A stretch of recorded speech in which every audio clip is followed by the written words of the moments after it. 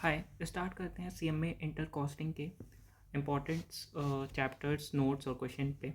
तो स्टार्ट करने से पहले मैं थोड़ा सा आपको ये चीज़ें बता देना चाहता हूँ कि आप कभी भी सीए की नोट्स को रेफ़र मत करिएगा। रीज़न बीइंग क्या होता है कि सीए में हमें जैसे मैं सीए में पढ़ चुका हूँ, तो मुझे पता है कि सीएमए में काफ़ी चीज़ें सीए में जो चीज़ हैं वो सीएमए में नहीं है, और जो चीज़ सीएमए में है वो सीए में नहीं है। तो आप कभी भी मत करिएगा कि सीए के सिर्फ नोट्स से पढ़ के जाइएगा। आप अपना सीएमए की फैकल्टी का वीडियो देखिए और उनका नोट्स प्रेफर करिएगा। एंड फिर आते हैं नोट्स और पीडीएफ पे। मॉड्यूल्स सफिशिएंट है, ये मानो मॉड्यूल में सारी चीज़ें और मॉड्यूल ही करके जाओ, बहुत है। आप ये हर जगह टेलीग्राम से ये इनका बुक क्वेश्चन बैंक दे दो, कुछ नहीं। देखो, कुछ एग्ज़ाम में एक क्वेश्चन ऐसा आएगा जिसके एडजस्टमेंट थोड़े से टिपिकल होंगे और वो वहीं पे तुमको डील करना पड़ेगा। तो ऐसा कुछ भी नहीं है कि तुम सोच रहे हो कि 200 क्वेश्चन कर लूँगा तो ये चीज़ें एडजस्टमेंट तुम्हारा हो जाएगा। कोई एक नया एडजस्टमेंट तुम्हें मिलेगा। देन क्विक रिवीजन के लिए आप क्या करिए, फॉर्मूला का नोट्स बना लीजिएगा, ठीक है। चार्ट वोट बना लीजिएगा कि हर एक दिन में आप एक बार रेफर करते रहिए, ठीक है। Previous year question suggested answer at least 2 या 3 अटैम्प्ट के ये सीएमए के पोर्टल्स पे है, वहाँ पे आप कर लीजिएगा, ठीक है। एमसीक्यू प्रैक्टिस के लिए आपको क्या करना है, module practice model practice paper है, मैं वो ड्राइव का लिंक दे दूंगा, वहाँ से आप देख लीजिएगा। उसके जितने एमसीक्यूज़ हैं वो प्रैक्टिस कर लीजिएगा। एंड मॉड्यूल के जो बैक साइड में एमसीक्यू हैं वो देख लीजिए, और पोर्टल पे भी एमसीक्यू होते हैं वो कर लीजिए। इतना सफिशिएंट है, और कोई भी मटेरियल मत करिएगा। अब आते हैं इंपॉर्टेंट चैप्टर्स पे। इंपॉर्टेंट चैप्टर्स में तो जैसे कि अगर आपके पास टाइम कम है तो मैं ये कहूँगा कि यार ये देखो, ये काफ़ी टफ चैप्टर्स हैं, इवेंट टाइम टेकिंग है, तो आप इसको पहले मत स्टार्ट करिए। स्टार्टिंग करिए कॉस्ट शीट से, material, labour, job costing, overheads, service, process, contract, cost accounting, standard theory, product, इनसे ये काफ़ी जल्दी हो जाएंगे और काफ़ी ज़्यादा मार्क्स दिखे आएंगे।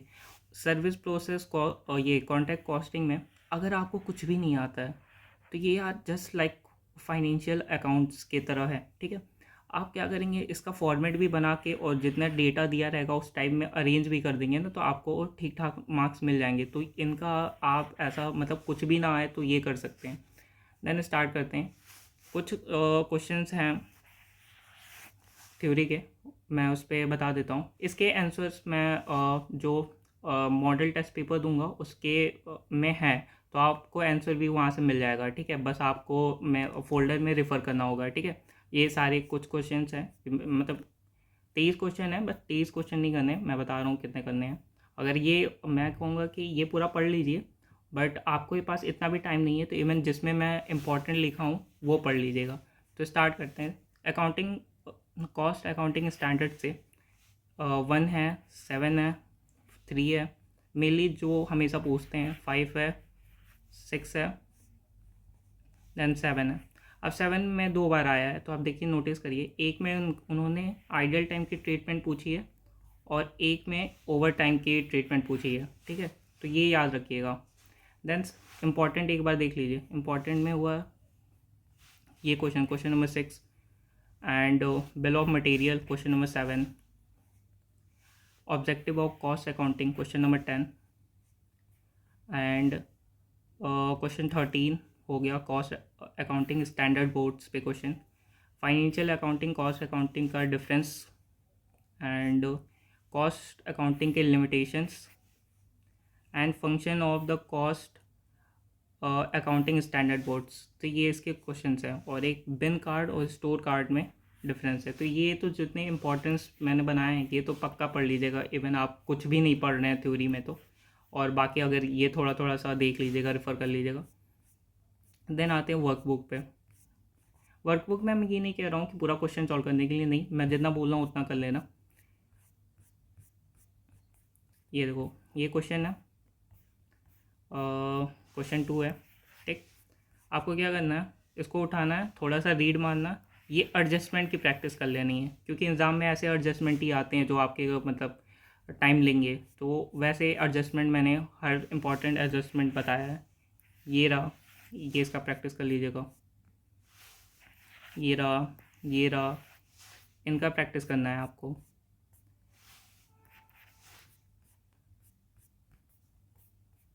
ये कुछ देखें, यहाँ पे क्वेश्चन आया, देन इन्होंने कुछ नोट्स डाले हैं, तो ये आप नोट्स लिखेंगे तभी मार्क्स होंगे और क्वेश्चन सही होगा। तो ये चीज़ें आपको एक बार देख लेनी है, इसलिए मैं बता रहा हूँ।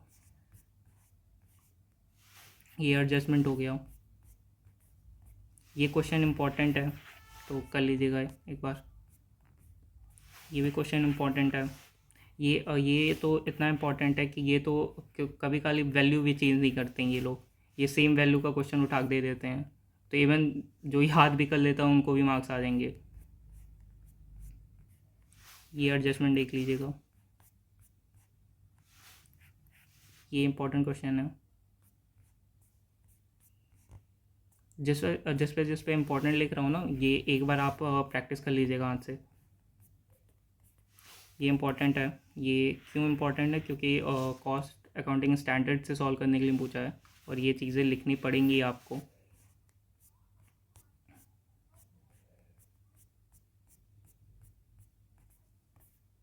ये एक बार देख लीजिएगा।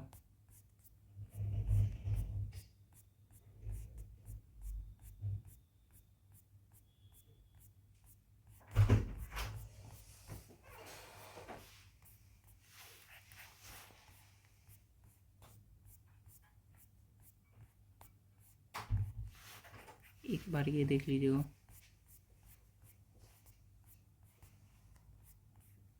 इलस्ट्रेशन 6 और इसका ये एडजस्टमेंट देख लीजिएगा।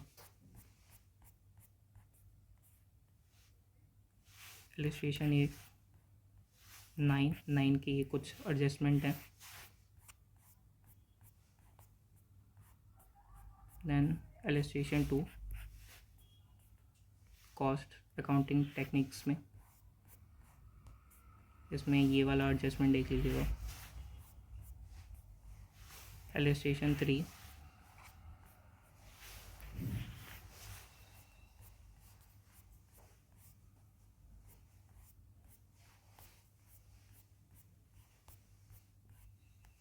इलस्ट्रेशन 9 ये सर्विस कॉस्टिंग का क्वेश्चन है, तो एक बार ये एडजस्टमेंट और ये देख लीजिएगा।